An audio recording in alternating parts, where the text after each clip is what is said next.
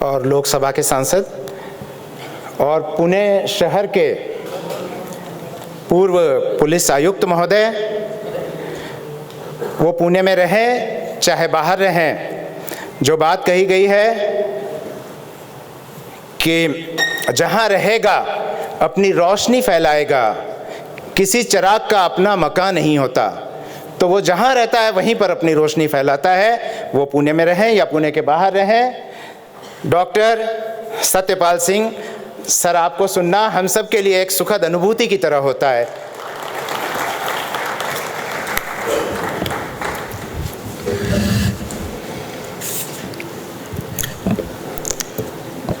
ओम अंति संतम न जहाते अंति संतम न पश्यते पश्यदेवस्य काव्यम न ममार न जीर्यते पश्यदेवस्य काव्यम न ममार न जीर्यते।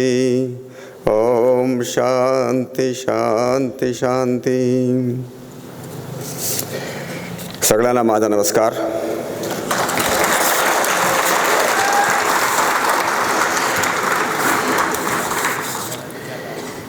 आजचे द्वितीय साहित्य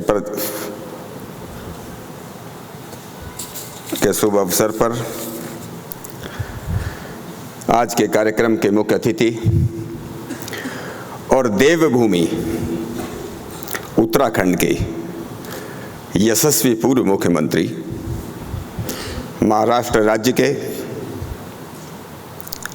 हमारे माननीय राज्यपाल और मेरे तो बरसों से वो मार्गदर्शक रहे। पिछले लोकसभा के सत्र में उनसे मैंने बहुत कुछ सीखा। 5 वर्ष में अभी भी जब मिलता हूं तो कुछ न कुछ सीखने को मिलता है। उनके व्यक्तित्व में वास्तव में देवत्व है, ऐसा मैं मानता हूं।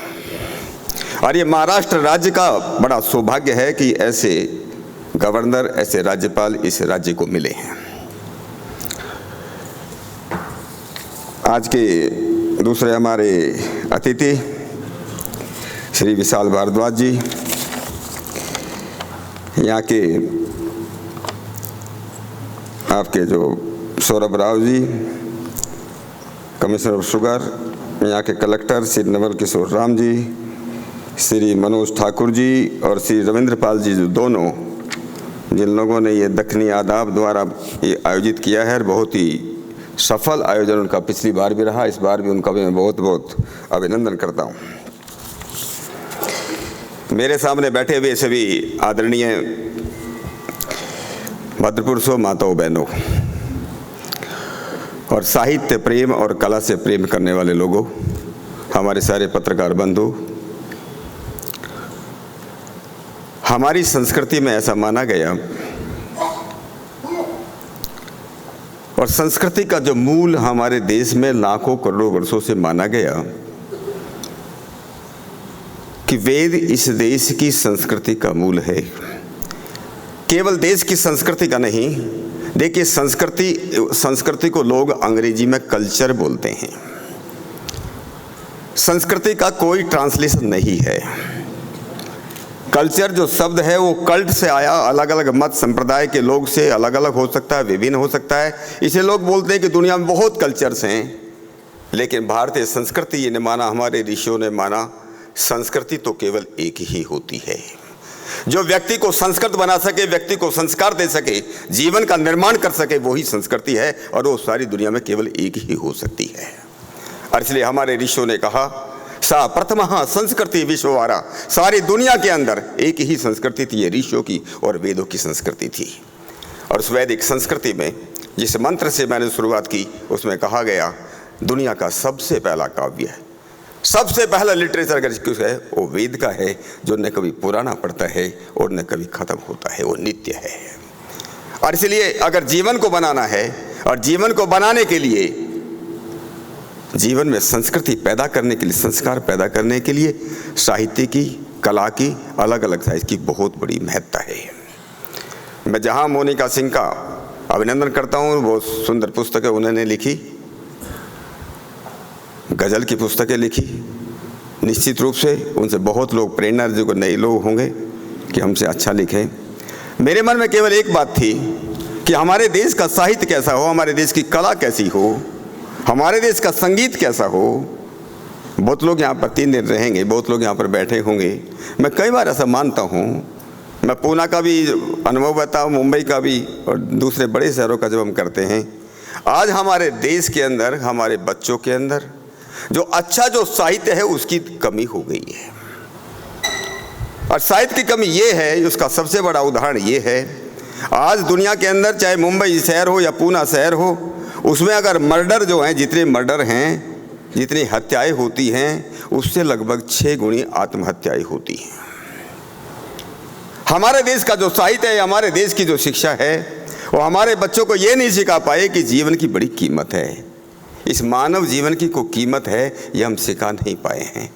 तो हमारा साहित्य ऐसा हो, हमारी कला ऐसी हो कि हम अपने बच्चों को ये सिखा सके कि ये उदात्त जीवन कैसे बनाया जाए, इसको उद्देश्यपूर्ण कैसे बनाया जाए, ये कितना महत्वपूर्ण है। पता नहीं कितने जन्मों के बाद हमको मानव जन्म मिलता है, हम इसको कैसे अच्छा बनाए। ऐसा साहित्य हमको चाहिए, हमको साहित्य ऐसा चाहिए, हमारी कला ऐसी हो, हमारी फिल्में ऐसी हों, इस जीवन को सर्वांगीण विकास की तरफ ले जा सके। सर्वांगीण विकास, शारीरिक, आत्मिक और सामाजिक सब तरह का विकास कर सकें, ऐसी हमारी कला हो, ऐसा हमारा साहित्य हो। हमारा साहित्य ऐसा हो जो देश की संस्कृति से जुड़ा हो, देश के इतिहास से जुड़ा हो, देश के इतिहास से जुड़ा हो। बहुत कुछ लिखा गया इस देश के अंदर, लेकिन कई बार ऐसा होता है, फिल्मों के अंदर भी इस प्रकार का है, हमारे टीवी के अंदर भी आज जो सीरियल बनते हैं, बहुत से सीरियल ऐसे बनते हैं जो हमको अपनी संस्कृति से दूर करने का काम करते हैं। क्या हमारे साहित्यकार लोग, हमारे कलाकार लोग इस बात पर विचार करेंगे? किस प्रकार के साहित्य, किस प्रकार की कला से हमारा देश बनेगा, हमारे परिवार बनेंगे, लोगों का व्यक्तिगत जीवन बनेगा, उनसे तो तनाव मुक्त होंगे और इस देश का नाम होगा। कि हम अपनी संस्कृति से जुड़ सकते हैं क्या? अपनी जड़ों से जुड़ सकते हैं? जड़ों से कटना जो है अच्छा साहित्य नहीं है, जड़ों से जुड़ जाना ही साहित्य है। साहित्य शब्द जो है सहित से बना है, इस संस्कृत में बोलते हैं, जो जोड़ देता है, जो साथ लेकर के चलता है, उसी का नाम साहित्य है। अगर साहित्य अपने को जोड़ता नहीं, इसलिए कुछ लोग ऐसे भी हैं, हमारे देश में भी हैं, जो अलग अलग नाम का साहित्य बनाते हैं। साहित्य तो जोड़ने का काम करता है, समाज को जोड़ने का काम करता है, देश को जोड़ने का काम करता है। साहित्य ऐसा हो, हमारी कला ऐसा, वैसे तो कहते हैं कि कला के अंदर जो है, कला किसी की भी हो, न माँ जाति है, न धर्म है, न मजहब है, इन सब की दीवारों को तोड़कर जो सबको जोड़ सके, देश और दुनिया को जोड़ सके, असली साहित्य तो वही है। क्या हम ऐसा साहित्य का निर्माण कर सकते हैं? और आज इस बात की जरूरत है। बहुत बड़ा वैक्यूम है, मुझे लगता है बहुत बड़ा वैक्यूम है, बहुत जगह है अभी अच्छा साहित्य लिखने की। और ऐसा साहित्य हम लिख सकें कि बच्चे से लेकर के बड़े तक जीवन की प्रत्येक विधा पर ठीक से विकास हो गए, सर्वांगीण विकास हो सके। ऐसे साहित्य की और ऐसी कला की अपने देश को जरूरत है। हमको ऐसा भी साहित्य चाहिए जो समाज के अंदर जिस प्रकार की बातें आज चल रही हैं, हमारे देश के अंदर जिस प्रकार की बातें चल रही हैं। देखो, स्वतंत्रता सबको चाहिए, पर स्वतंत्रता नहीं। देश को स्वतंत्र चाहिए, व्यक्ति की स्वतंत्रता चाहिए, पर स्वतंत्रता नहीं। हम ऐसा कोई काम नहीं करें। दुनिया में क्या कोई ऐसा सोच सकता है कि इंग्लैंड के अंदर कोई जर्मनी का लिखा हुआ इतिहास पढ़ा सकता है? अमेरिका के अंदर कोई इंग्लैंड का इतिहास किसी इतिहासकार की किताब पढ़ा सकता है? या रूस के अंदर चाइना का लिखा हुआ इतिहास पढ़ाया जा सकता है? यह दुर्भाग्य है इस देश का दुर्भाग्य है।